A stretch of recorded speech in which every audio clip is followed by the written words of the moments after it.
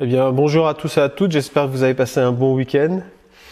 Eh bien, on va continuer notre lecture avec Abraham. Donc, on continue. Genèse chapitre 13, verset 9 cette fois-ci. Tout le pays n'est-il pas devant toi? Sépare-toi donc de moi. Si tu vas à gauche, j'irai à droite. Si tu vas à droite, j'irai à gauche. Amen. Alors, c'est quoi ce texte? En fait, c'est Abraham et Lot, donc son neveu. Ils sont partis de Charan ensemble. Abraham a pris Lot sous son aile. Et puis, il est parti. Il a commencé à parcourir le pays. Mais Abraham et Lot, ils ont chacun un cheptel qui est assez conséquent. Chacun a des bergers. Eux, ils s'entendent bien. Abraham et Lot, ils cohabitent bien. Le problème, c'est entre les bergers des uns et des autres. Ils se disputent les terrains. Et puis, on arrive dans une guerre entre les bergers. Et puis Abraham va prendre son neveu, puis il va discuter avec lui. Puis il va dire, écoute, la situation, on peut pas la laisser s'envenimer comme ça, il va falloir faire une coupure. Donc moi, ce que je te propose, c'est tu choisis là où tu veux aller. Mais moi, j'irai dans le sens contraire de toi. Il va y avoir une vraie séparation. On va se couper l'un de l'autre. On va s'éloigner l'un de l'autre. Il va y avoir un fossé entre nous. Et puis on va pas revenir en arrière. Tu iras dans ton coin, moi j'irai dans mon coin et chacun fera sa vie. Et on voit que là, ça va être une séparation, oui, au niveau de la famille, mais ça va être une séparation qui va être une séparation normale et qui devait arriver et qui aurait dû déjà être en fait. Pourquoi je dis ça? Parce que quand Dieu va appeler Abraham, il ne lui a pas dit de prendre sa famille avec lui. Il lui a dit, tu dois sortir de ta famille. Mais Abraham a voulu être sentimental, a voulu être quelqu'un qui prend soin de sa famille. Et puis au lieu de mettre une coupure déjà à l'origine et de dire à Lot, c'est moi qui pars, toi t'as pas été appelé à cela, eh bien il a voulu être quelqu'un de gentil et puis il l'a pris sous son aile et il est parti avec et voilà ce que ça a créé. Et j'aimerais te dire que parfois tu peux t'embarrasser de choses que Dieu ne veut pas que tu t'embarrasses dans ta vie. Il y a des choses sur lesquelles Dieu te demandera de faire la part des choses, de mettre de côté, de te séparer totalement parce que sinon ça va empoisonner ta marche spirituelle. Abraham n'est pas en guerre contre Lot, non, il respecte son neveu, il n'y a aucun problème là-dessus, sauf qu'il y a une guerre qui est en train de se faire entre les bergers. Et moi, je crois personnellement que Dieu a permis que les bergers se disputent entre eux. Et parfois, il y a des situations comme ça que Dieu permet d'arriver dans notre vie. Et peut-être qu'en ce moment, tu es ballotté, que tu comprends pas, qu'il y a une guerre qui est en train de se mettre en place. Et tu dis, mais c'est bizarre, avant c'était le calme, maintenant ça devient la tempête, j'ai des disputes, j'ai ceci, j'ai cela, j'ai tel problème qui arrive, etc. Et il y a des choses que je sens que voilà, ça devient des freins, alors qu'avant j'étais habitué à marcher avec, c'était même peut-être des forces en moi. Et aujourd'hui, je sens qu'il y a des choses qu'il faut que j'abandonne, que je laisse de côté. Il y a sûrement des choses qui sont là dans ta vie. Et Dieu est en train de permettre des situations qui sont inconfortables pour t'amener à quitter définitivement des choses dans ta vie qui sont en train de te freiner. Et nous, on ne sait pas tout ce qui se passe dans notre vie, on ne sait pas tout ce qui se passe autour de notre vie, on ne sait pas non plus ce que l'adversaire fait autour de notre vie pour essayer de nous freiner ou de nous faire dévier et qu'on n'entre pas pleinement dans ce que Dieu avait prévu pour nos vies. Mais Dieu veille. Et on voit que Dieu va permettre cette situation et Abraham va avoir la bonne réaction. De dire on va se séparer maintenant. Ça va être radical, on va se séparer. 1 Pierre 2,11 nous dit, bien-aimés, je vous exhorte comme étrangers et voyageurs sur la terre, à vous abstenir des convoitises charnelles qui font la guerre à l'âme. Lot, en hébreu, c'est le voile, celui qui voile les yeux en fait.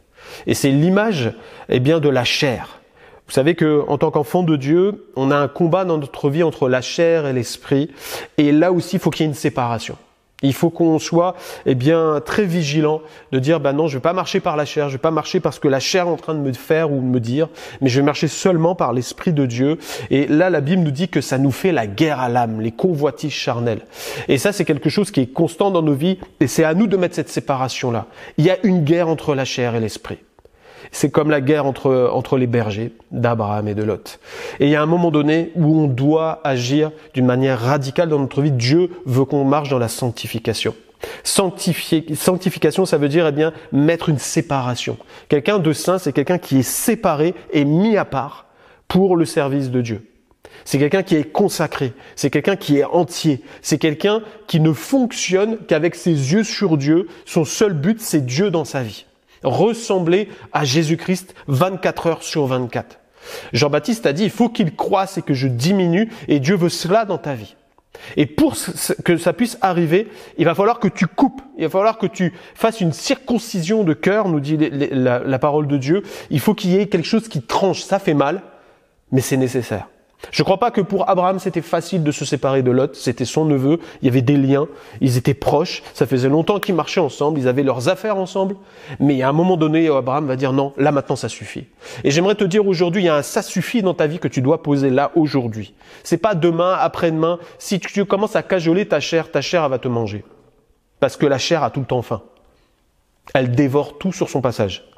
Si tu es gentil avec ta chair, alors elle va t'avoir au bout du compte.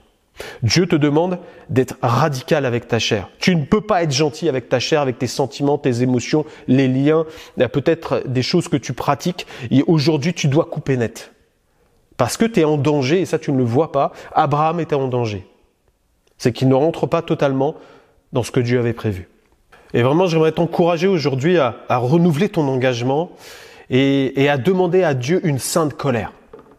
Sais-tu que dans les Écritures, dans l'Ancien Testament, il y avait des saintes colères. Dans le Nouveau Testament, Jésus a eu une sainte colère quand il était avec les vendeurs dans le temple. Et à un moment donné, tu dois avoir cette sainte colère dans ton cœur contre tout ce qui est charnel, le péché, ce qui est attaché à toi, et de dire non, stop maintenant, ça suffit. Et tu as cette capacité, cette autorité, dans le nom de Jésus, de dire à ta chair maintenant, ça suffit. Je marche par l'Esprit, c'est décidé. Et si tu marches de cette manière-là, Dieu t'accompagnera. La Bible déclare dans Jacques 4,8, « Approchez-vous de Dieu, il s'approchera de vous. Nettoyez vos mains, pécheurs. Purifiez vos cœurs, hommes irrésolus. » Si tu veux t'approcher de Dieu aujourd'hui, et je crois que tu veux le faire, alors commence à demander au Seigneur. Seigneur, je veux que mon cœur soit purifié, je veux que mes mains là, mes actes, maintenant soient sanctifiés pour glorifier ton nom. Tu dois renouveler ton engagement. Éphésiens 5,14, réveille-toi, toi qui dors. Cesse de dire à Dieu, réveille-moi. Non, c'est réveille-toi.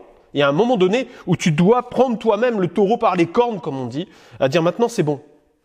Aujourd'hui, c'est le jour du réveil. Tu peux être réveillé aujourd'hui, pas besoin d'être dans un grand rassemblement, d'attendre dimanche, d'attendre une prochaine réunion. Non, c'est toi-même, tu peux te réveiller. Il n'y a pas besoin, si tu es dans une église qui est froide, alors tu vas attendre quoi?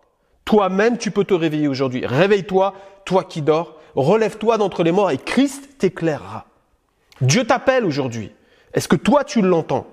Parce que Dieu t'appelle. Une prière pour aujourd'hui. Me voici Seigneur, je capitule à moi-même. Seigneur, que ma chair soit crucifiée et que j'apprenne à marcher par l'Esprit. Je refuse aujourd'hui ce que la chair est en train de me proposer jour après jour. Ces pratiques-là, Seigneur, je les abandonne. Pardonne-moi, purifie-moi, Seigneur. Que le feu de ton esprit vienne consumer ces chaînes et ces liens dans ma vie et que je marche pour la gloire de ton nom. Merci Seigneur parce que je suis victorieux dans le nom de Jésus. Gloire à toi mon Dieu. Amen. Que Dieu te bénisse et on se retrouve demain.